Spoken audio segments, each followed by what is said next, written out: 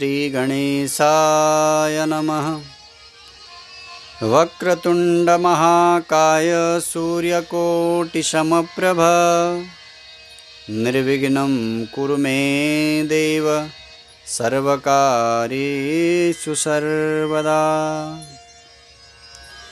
भवानी शंकरो वन्दे श्रद्धा विश्वासरूपिणो याभ्यां विना न पश्यन्ति सिद्धस्वान्तस्तमीश्वरम्।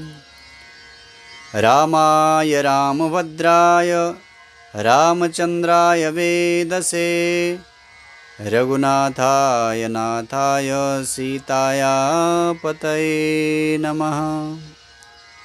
देवी प्रपन्नाति हरे प्रसीद प्रसीद मातर्जगतोऽखिलस्य प्रसीद विश्वेश्वरि पाहि विश्वं त्वमीश्वरी देवी चराचरस्य। सच्चिदानन्दरूपाय विश्वोत्पत्त्यादिहेतवे तापत्रयविनाशाय श्रीकृष्णाय वयं नुमः। वंशी विभूषितकरा नवनीरदाभात् पीताम्बरादरुणबिम्बफलाधरुष्टात् पूर्णेन्दुसुन्दरमुखादरविन्दनेत्रात् कृष्णात् परं किमपि तत्त्वमहं न जाने।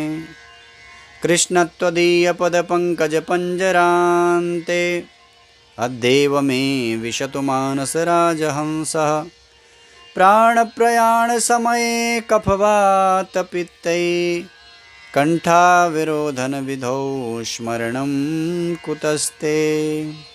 भक्तिभक्त भगवंत गुरु चतुरनाम बपुए इनके पग वंदन किए ना सतविज्ञाने।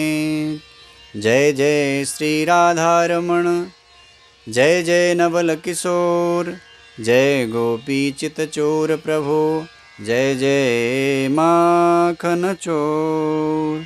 बालकृष्ण लाल की जय। द्वारकाधीश भगवान की जय। बद्री विशाल भगवान की जय। केदारेश्वर भगवान की जय। राजराजेश्वरी मैया की जय। पुरुषोत्तम भगवान की जय। परम करुणामय परम कृपालु परम दयालु आराध्य भगवान पुरुषोत्तम फेसबुक यूट्यूब के माध्यम से समस्त देश में श्रवण करने वाले सभी श्रोता भाई बंधुओं को राधे राधे। बंधुओं, भगवान की महती कृपा, भगवान का परम अनुग्रह हम सब के ऊपर इस पावन पवित्र दिव्य पुरुषोत्तम मास में हम सब अपने घरों में अपने मोबाइल के द्वारा दिव्य भगवान पुरुषोत्तम की पावन कथा वीडियो के माध्यम से अपने घर में श्रवण कर रहे हैं और अपने जीवन को हम धन्य कर रहे हैं। आइए आज के कथा विषय में प्रवेश करेंगे। इसके पूर्व कुछ देर भगवान कृष्ण के नाम का आश्रय करेंगे। श्री कृष्ण गोविंद हरे मुरारे हे नाथ नारायण वासुदेव। श्री कृष्ण गोविंद हरे मुरारे हे नाथ नारायण वासुदेव। हे नाथ नारायण वासुदेव। हे नाथ नारायण वासुदेव। श्री कृष्ण गोविंद हरे मुरारे हे नाथ नारायण वासुदेव। बोलो बाल कृष्ण भगवान की जय। सद्गुरुदेव भगवान की जय। हनुमान जी महाराज की जय। तो बंधुओं, कल तक हमने कथा श्रवण की। पुरुषोत्तम उत्पन्न हुआ और भगवान नारायण के पास में गया। नारायण पुरुषोत्तम को लेकर के दिव्य गोलोक में गए हैं, भगवान कृष्ण के सानिध्य में गए हैं। रोया है मलमास वहाँ पे। भगवान पुरुषोत्तम ने पूछा कौन है, परिचय दिया। रोने का कारण पूछा तो कहा प्रभु सब ने दुत्कारा, इसके लिए आपकी शरणागति आयो, आप कल्याण करो। यहाँ तक की कथा हमने कल श्रवण की। गोलोक में जब भगवान पुरुषोत्तम नारायण से बोले, नारायण भैया गुह्य गोपनीय रहस्य मैं आज तुम्हारे पास बता रहा हूँ। इस गोपनीय रहस्य को श्रवण मात्र से जीवन के सब पाप ताप नष्ट होते हैं। सुकीर्तिम कृत पुण्यकरम यशस्य सत्पुत्रदम। ये जो रहस्य है जो मैं तुम्हें सुनाने वाला हूँ, ये सत्कीर्ति को देने वाला है, सत्पुत्र को देने वाला है। इसके श्रवण मात्र से सत्पुत्र की प्राप्ति होती है। पुत्र संतान तो बहुत को होती है बंधुओं, लेकिन सत्पुत्र किसी भाग्यवान को ही मिलता है। किसको मिलता है?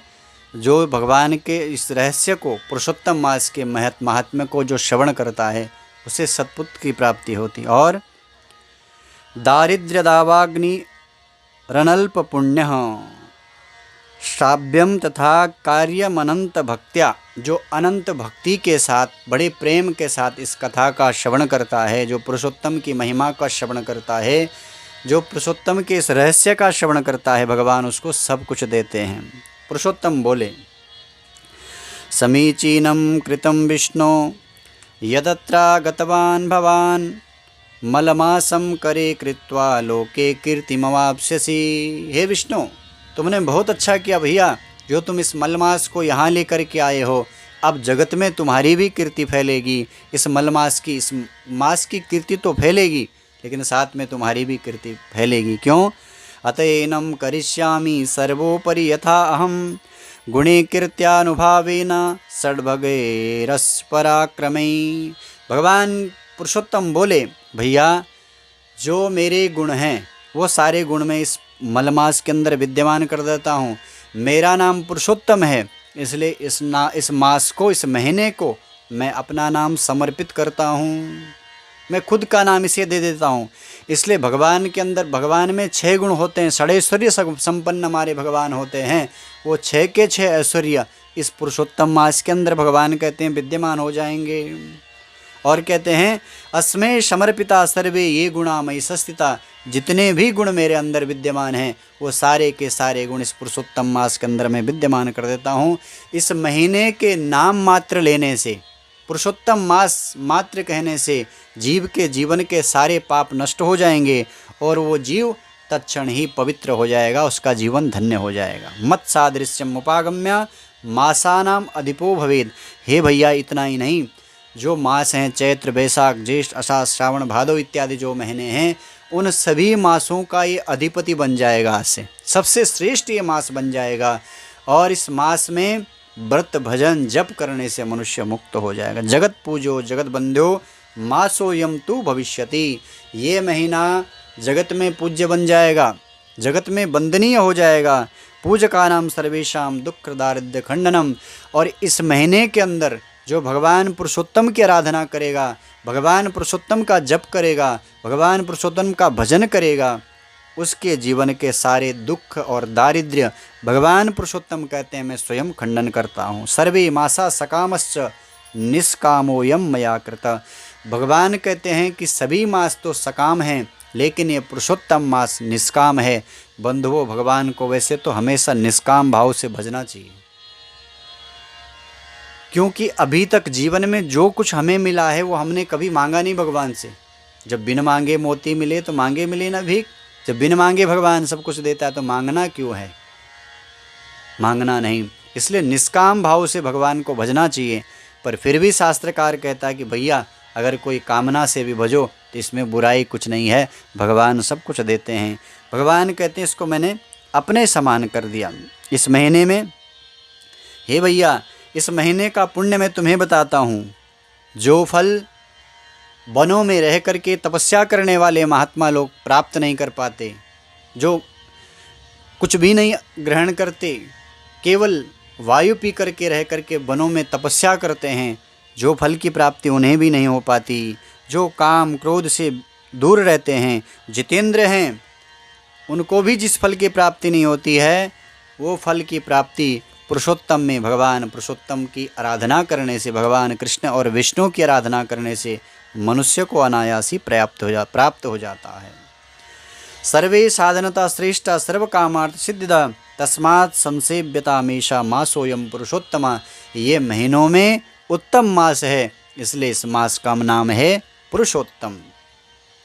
शीतानि क्षिप्तबीजानि निवर्धन्ते कोटिसो यथा तथा कोटिगुणम पुण्यम कृतम में पुरुषोत्तमे। भगवान पुरुषोत्तम नारायण से कहते हैं, नारायण जैसे भैया हल लगा के खेती में बीज बोया जाता है, एक बीज बोया जाता है लेकिन उस बीज से अनंत गुणा बीज उत्पन्न हो जाते हैं, ऐसे ही इस पुरुषोत्तम मास में भगवान का अगर एक बार भी आपने जप किया, एक बार भी भजन कर लिया, तो एक बार का भजन आपका अनंत गुणा हो जाता है, वो अकाट्य हो जाता है, वो पुण्य इतना आपका बढ़ जाता है। विधिवत सेवते यस्तु पुरुषोत्तम आदरात् कुलम स्वकीयमुद्धृत्य मामे वैश्यत्य संशय। भगवान पुरुषोत्तम कहते हैं, भैया इस महीने में जिसने विधि पूर्वक मेरा भजन किया, जिसने विधि पूर्वक मेरा जप किया, जिसने विधि पूर्वक मेरा पूजन किया, मेरा स्मरण किया, दान किया, यज्ञ किया, तो भैया वो इस लोक में सुखी होता है और अंत में मामे वैश्यत्य संशय, वो मेरे लोक को आ जाता है। मेरा लोक कैसा है? यद गत्वा न निवर्तन्ते तद्धाम परमं मम।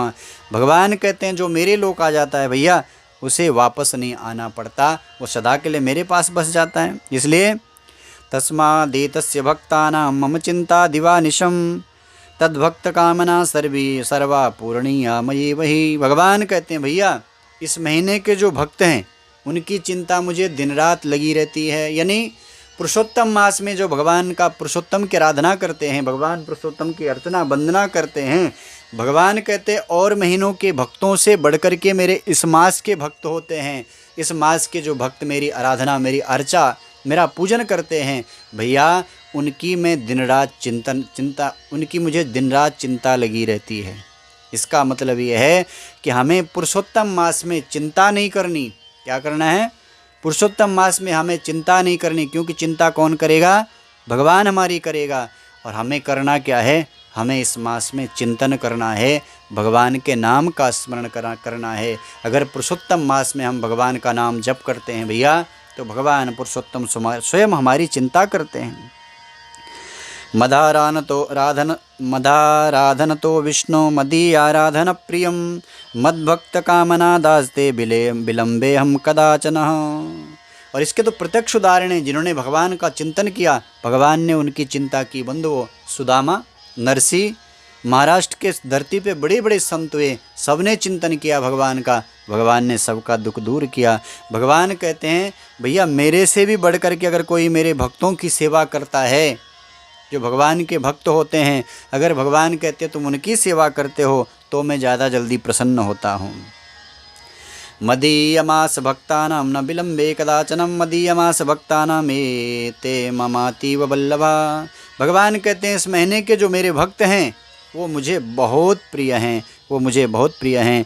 और बोलते हैं इस पवित्र पावन मास में जो भजन नहीं करता, जो भगवान का जप नहीं करता, इस महीने में जो दान नहीं करता, जो स्नान नहीं करता, स्नान पवित्र स्नान, नदी का स्नान, गंगा, यमुना, कावेरी, कृष्णा, गोदावरी, इन पवित्र नदियों में जो इस पावन महीने में स्नान करता है उनका जीवन धन्य बनता है। भगवान कहते हैं बंधुओं, ऐसे पवित्र नदियों में अगर हमारे पास जाने का अवसर नहीं, साधन नहीं, अभाव है धन का, हम जा नहीं सकते, ऐसी स्थिति में जब लॉकडाउन लगा हुआ देश में बाहर जाना मुश्किल है, ऐसी स्थिति में हम कैसे पवित्र नदियों में स्नान कर सकते हैं?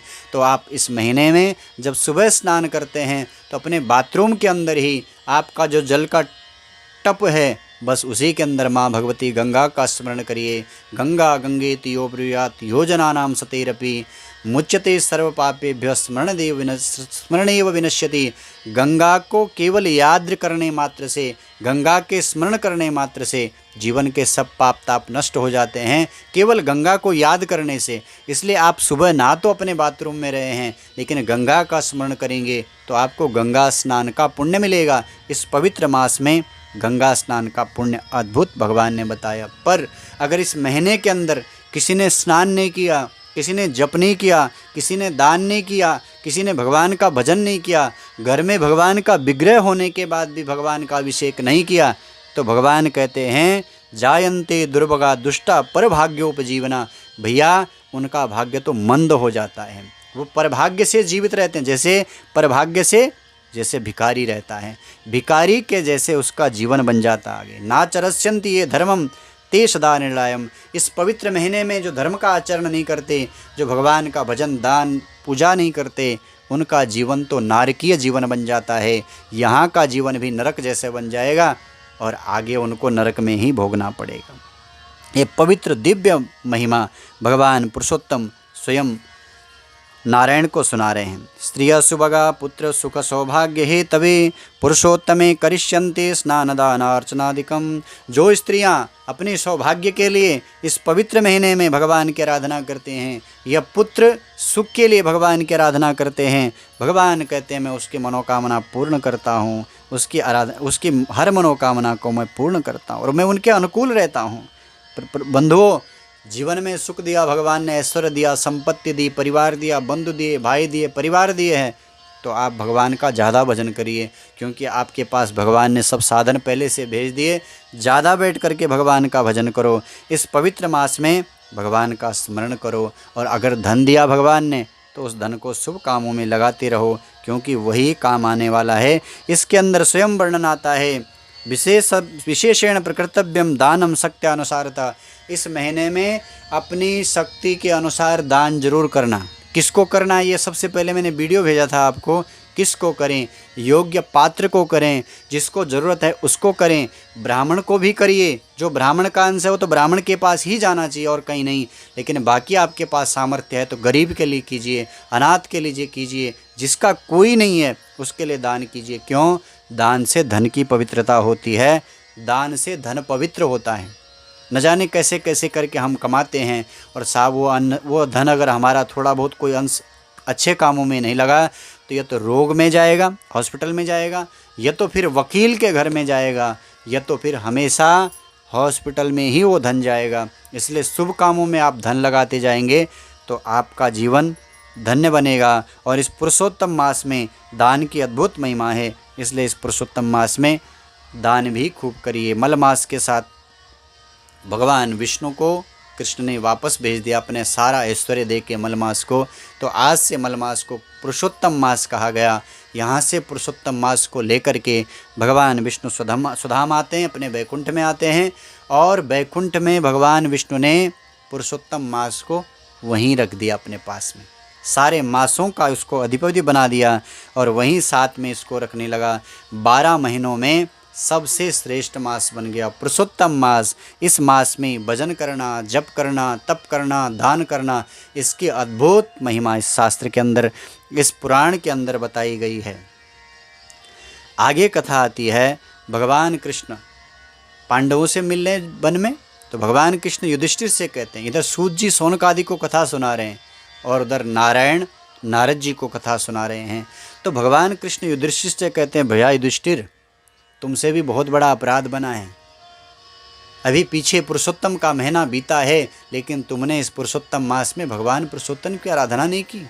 क्यों? तुम चिंतित थे, तुम्हारे जीवन में दुख थे, तुम्हारे जीवन में कष्ट थे, तुमको इस बात का बैर था कि दुर्योधन ने हमें अपने यहाँ से निकाल दिया। मन में वही बैर की भावना तुम्हारी थी, मन मलिन हो गया था, भारी कष्टों से तुम चिंतित हो गए थे। तो इसलिए तुमको ये भी पता नहीं चला कि पुरुषोत्तम का पावन महीना तुमने ऐसे निंदा में, ग्लानि में बिता दिया। भैया, तुम्हारा ये महीना ऐसा बीत गया, इसलिए तुमसे भी पुरुषोत्तम की आराधना अपराध बना हुआ है। प्रमादात गतवान मासो भवताम काननो कसाम। ये महीना तुम्हारा ऐसे प्रमाद में चला गया। और फिर भगवान स्वयं कहते हैं, हे युधिष्ठिर, अवश्यमेव भोक्तव्यम कृतम कर्म शुभाशुभम। भैया, जो जीवन में अदृष्ट होता है उसको भोगना पड़ता है, बिना भोगे अदृष्ट कटता नहीं है। अगर पाप किया है उसको भोगने के लिए आए हैं तो पाप को भोगे बिना कोई चारा नहीं है। अगर पुण्य किया है और यहाँ आए हैं तो वो पुण्य भोगना पड़ेगा, या किसी भी योनि में आप चले गए वो पुण्य आपको भोगना ही है, और पाप किया तो वो भी भोगना है, वो अकाट्य बन जाता है। इसलिए भगवान कहते हैं, युधिष्ठिर, अवश्यमेव भोक्तव्यम कृतम कर्म शुभाशुभम। भैया, कर्मों का फल तो भोगना ही पड़ता है।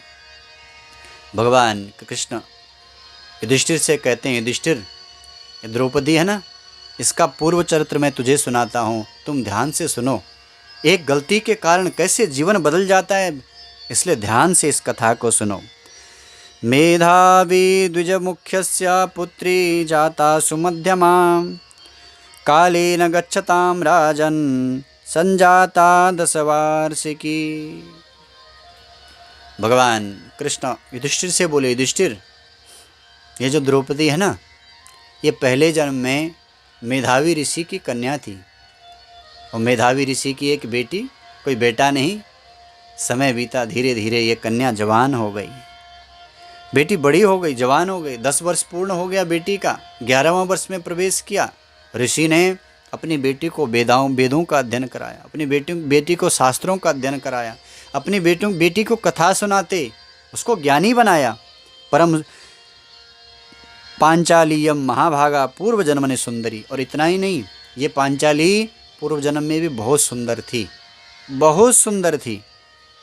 पर साहब, भाग्य कैसे होता है, इसका विचार करना ये बहुत गूढ़ है। भले सुंदर है, रूपवान है, लेकिन भाग्य में क्या लिखा है न जाने, भाग्य कैसा कुरूप बना दिया विधाता ने, उसका पता नहीं चलता। रूपवान थी, सुंदर थी, इतना ही नहीं, मेधावी ऋषि ने अपनी बेटी को खूब ज्ञान दिया। बहुत सुंदर बेटी धीरे धीरे बड़ी हुई, 10 वर्ष पूरे हो गए। सारे गुण इसके अंदर विद्यमान थे। चातुर्य गुण संपन्ना पितुरेका पुत्रिका, बहुत चतुर थी, कोई गुणों की कमी नहीं थी। और पिता की एक बेटी, इसलिए पिता ने खूब लालन पालन किया बेटी का, खूब प्रेम दिया, खूब लालन पालन किया। इसकी माँ छोटे में मर गई थी ना, इसका जन्म हुआ और उसके कुछ समय बाद पांचाली जो पूर्व जन्म में है, उसकी माँ की मृत्यु हो गई। छोटी सी बेटी, पिता ने पालन किया। कभी कभी क्या होता है, एक ही बेटा आजकल सबका है ना, तो खूब प्यार करते हैं हम लोग, इतना लाड़ लड़ाते हैं बच्चों को कि बच्चे बिगड़ जाते हैं। कोई गलती करता हम डांटते नहीं, कोई गलत रास्ते पे जाता हम डांटते नहीं, क्यों, एक ही तो है। उसी के कारण बच्चे का पूरा जीवन बिगड़ जाता है। और साहब, बाद में अगर तुम्हारा बच्चा चोर बनता है तो तुम कारण हो, तुम्हारा बच्चा डकैत बनता है तो तुम कारण हो। और आज अफीम, चरस, गांजा जैसे आज खुलासा धीरे धीरे हो रहा है, आप सब देख रहे हैं। ये इसके पीछे कौन है? कहीं ना कहीं गलतियाँ माँ बाप की, सोचते हैं कि ऐसी जगह चले गए, लेकिन साहब बाद में पता चलते तो बिल्कुल अंधेरे में चले गए, तब किसको दुत्कारोगे? इसलिए लाड प्यार बच्चों को ज़रूर दो, लेकिन अगर तुमने साथ में दंड नहीं दिया, बच्चे को आंख नहीं दिखाई, सही समय में क्या करना है बच्चे के साथ में अगर तुमने नहीं किया, तो जीवन भर पछतावा के अलावा अपने हाथ में कुछ नहीं बचता। इसलिए बच्चों को प्रेम तो देना है, लेकिन प्रेम के साथ साथ देखते रहिए कि बच्चा कर क्या रहा है। कहीं आपका लाड, आपका प्रेम आपके बच्चे के जीवन को नरक न बना दे, गर्त में न फेंक दे। इन चीज़ों का ध्यान रखना है। बेटी का लालन पालन किया, बेटी बड़ी होने लगी, 10 वर्ष की पूरी हो गई। बेटी जब बड़ी हो गई, धीरे धीरे समय बीता। एक दिन उसने क्या देखा कि उसकी जो एक फ्रेंड है, एक सखी है, उसकी जो सहेली है, उसकी शादी हो गई। अब ये भी सोचने लगी, ये बेटी भी सोचने लगी कि मेरी भी शादी होगी, मेरी सखी की शादी होगी तो मेरी भी शादी होगी। मेधावी की कन्या मन ही मन विचार करती है कि मेरी भी शादी हो जाएगी, मेरे पिता तो खोज रहे होंगे। धीरे धीरे समय बीता। एक दिन इसकी वही सहेली जो पड़ोस में रहती थी, अपने ससुराल से मायके आई, तो उसके साथ में उसका बच्चा भी था। उसकी पड़ोस वाली जो सहेली थी, उसके पास भी बच्चा था। इसने सोचा अब इनके भी बच्चे हो गए, पर मेरी तो अभी तक शादी नहीं हुई, क्या मेरा जीवन ऐसे बीत जाएगा? और मेरा पिता घर में रहता है, मेरे लिए शादी, मेरे लिए लड़का ढूंढता नहीं, बर को ढूंढता नहीं, क्या मेरी शादी नहीं होगी? उनको देख करके, उन सहेलियों को देख करके ये मन ही मन चिंतित होने लगी, मन ही मन दुखी होने लगी। सोचती अगर मेरी माँ होती तो अपनी माँ के पास अपनी व्यथा को बताती। साहब, पिता और पुत्री का जो संबंध है उसका वर्णन नहीं किया जा सकता। पिता और पुत्री का जो प्रेम है उसका वर्णन नहीं किया जा सकता है। पर जो गोपनीय गुप्त बातें होती हैं वो बेटी माँ से ही तो बता सकती है, माँ से तो शेयर कर पाएगी। सोचती है कि अगर मेरी माँ होती तो मैं अपने दुखों को अपनी माँ के पास बताती, पर किसके पास बताऊं? रोती है, मम भाग्यवती माता कथम स्वर्गम गतापुरा, मेरी माँ पहले स्वर्ग क्यों चली गई? रात दिन चिंता करती है वो बेटी। मेधावी ऋषि राजो सो विचार मही तले। इधर पिता भी तो चिंतित है जिसकी बेटी है, क्या उसको चिंता नहीं होगी? साहब बेटी जब जवान होती है तो बाप सोचता है किसी योग्य के पास अपनी बेटी का हाथ दे दूं, मैं अपनी जिम्मेवारी पूरी करूं। वही चिंता में आज मेधावी ऋषि विचार करते हैं कि मैं कहाँ जाऊं बेटी के लिए। निकल पड़ा घर से मेधावी ऋषि अपनी बेटी के लिए वर ढूंढने के लिए। सारी धरती पे घूमा क्योंकि बेटी योग्य है, और किसी अरे गहरे के पास कैसे मैं अपनी बेटी का हाथ दे दूं? पढ़ी लिखी है, नीतिकार है, शास्त्रों को जानने वाली बेटी है, इतनी ज्ञानी गुणी बेटी है मेरी, किसी अरे गहरे के हाथ में कैसे मैं अपनी बेटी का हाथ दे दूं? इसी चिंता में पूरा धरती पे घूमा, लेकिन मेधावी को कहीं बेटी के योग्य वर नहीं मिला। बहुत चिंतित हुआ। उसी चिंता से शरीर में बुखार चढ़ गया, बहुत तेज बुखार आने लगा, लड़खड़ाने लगा। किसी तरह से अपने घर तक तो पहुंचा, लेकिन जब आंगन में पहुंचा तो लड़खड़ाते हुए बेटी का नाम लेते लेते धड़ाम से नीचे गिर पड़ा। मेधावी ऋषि जैसे नीचे गिरा, बेटी को पुकारा, दौड़ के आई बेटी, देखा तो पिताजी नीचे गिरे पड़े हैं। क्या हो गया आपको? बेटी ने अंक से लगा लिया। बाबा क्या हुआ आपको? बोलो, आप कुछ बोलो। रोने लगी बेटी। अब समझ गया मेधावी ऋषि कि मेरा अंतिम समय आया, इसलिए ऋषि भगवान का स्मरण करने लगे। सस्मार हरिम तूर्णम मेधावी पुरुषोत्तमः इंदीवरदलस्याम त्रिभंग ललिताकृतम। भगवान नारायण को याद करने लगे। ये श्रेष्ठ धन है बंधुओं जीवन का। मृत्यु के समय में मुख में भगवान का नाम आ जाए तो समझ लो आपका जीवन सफल हो गया। आपने समझ लो जीवन भर की जो पूंजी है यही है कि मृत्यु के समय में भगवान का नाम आ जाए। मेधावी ऋषि ने प्रभु को याद किया, समझ गए आज मैं बेटी को कुंवारी छोड़ के जा रहा हूँ, चिंता तो है, लेकिन अब प्रभु का स्मरण के अलावा कोई चारा नहीं, इसलिए भगवान नारायण को याद किया। श्री कृष्ण गोविंद हरे मुरारे राघेश दामोदर दीननाथ। हे दीनानाथ, हे दीनानाथ, हे राघेश, हे कृष्ण, हे गोविंद, हे हरे। पुकार किया भगवान को। तत्क्षण भगवान के पार्षद आते हैं और मेधावी ऋषि को दिव्य विमान में आरूढ़ होकर के स्वधाम ले चलते हैं। इधर पिता की मृत्यु हो गई, बेटी विलाप करने लगी, अब मेरा कौन है? जैसे कुर्री पक्षी विलाप करता है वैसे ही वो बेटी रोने लगी। बार बार कहती है, हा पितः कृपा सिंधो आत्मजानंददायकम कस्यांके मां निधाय गतोसी वैष्णवपुरम। हे पिता, मुझे किसके भरोसे छोड़ के आप चले गए? अब मेरा कौन? न मेरी माँ है, न मेरा भाई है, न मेरा बंधु है। एक सहारा केवल पिता था, वो भी मुझे छोड़ के चला गया, मैं किसके पास जाऊं? बार बार कहती, पिताजी मेरी भोजन की कितनी चिंता रहती थी आपको, आप नेत्र खोलो, आप नेत्र खोलो, मैं मर जाऊंगी। बार बार चिल्लाती है, रोती है, विलाप कर रही है, आप कहाँ चले गए, कहाँ चले गए? बार बार जब रो रही थी बेटी तो उस करुण क्रंदन को वन में रहने वाले ऋषियों ने सुना। अरे कौन रो रहा है इस जंगल में? किसी ने कहा, भैया लगता है कि मेधावी ऋषि की बेटी है। सब ऋषि दौड़ करके जब आश्रम में आए, देखा तो बेटी ने अपने मृत पिता के सिर को अपने गोदी में रखा है, विलाप कर रही है। ऋषियों ने समझाया, बेटी ये चले गए बेटी, अब रोने से कुछ नहीं होगा, वापस नहीं आएंगे, इसलिए तू रो मत। पिता के शव को ऋषियों ने अलग किया, शुद्ध जल गंगा जल से नहलाया और सीधा चिता को लेकर के घाट पे गए हैं। बेटी साथ में गई है। वहाँ पे जो अंत्येष्टि क्रिया होती है, स्वयं बेटी ने अपने पिता को मुखाग्नि दी। दिव्य लोक को चले गए ऋषि, और इधर बेटी आश्रम में आ गई। सब ऋषियों ने समझाया, चिंता मत करना, लेकिन साहब जगत की यही रीति है, अगर आप अकेले हैं तो आप अकेले ही हैं। आपका दुख के समय में, कष्ट के समय में कोई साथ नहीं देता। आपको भले लगता है कि मेरा भाई, मेरा बंधु, मेरा परिवार, लेकिन जब जीवन में विपत्ति, कष्ट, दुख आता है तब आपके अलावा और भगवान के अलावा कोई नहीं होता। आप हैं और आपका भगवान है, आपका भजन है। आपने अगर सच्चा भजन किया तो आपका भगवान आपके साथ हर क्षण रहेगा, लेकिन अभी कभी याद नहीं किया तो भी भगवान आपके साथ रहने वाला है। पर जगत के जितने संबंध हैं ये सब आपको ठोकर मार के निकल जाएंगे। ऋषियों ने समझाया, कितनी देर कोई रहता, सब के सब ऋषि अपने अपने आश्रमों में चली गई। बेटी अपने आश्रम में बैठ कर के रोती, अब मैं किसके पास रहूं, कौन है मेरा यहाँ। उस आश्रम में बैठे बैठे रोती रहती है, दीवालों को निहारती रहती है। न माँ है, न बाप है, न पिता है, न बंधु है, चिंतित है और दुखी है। बंधुओं, यहाँ से आगे की कथा हम कल के दिन में श्रवण करेंगे। आपसे एक बार चलता चलता निवेदन करूं कि आप इस कथा को श्रवण कर रहे हैं। पुरुषोत्तम का महीना है, इस पावन महीने में आप स्वयं भी कथा सुनिए और इन कथाओं को आगे भेजिए।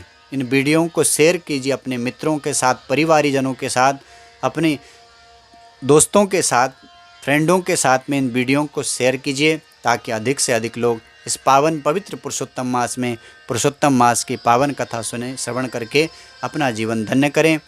कल पुनः एक नई कथा के साथ आपको मिलूँगा। तब तक के लिए आप सबको राधे राधे।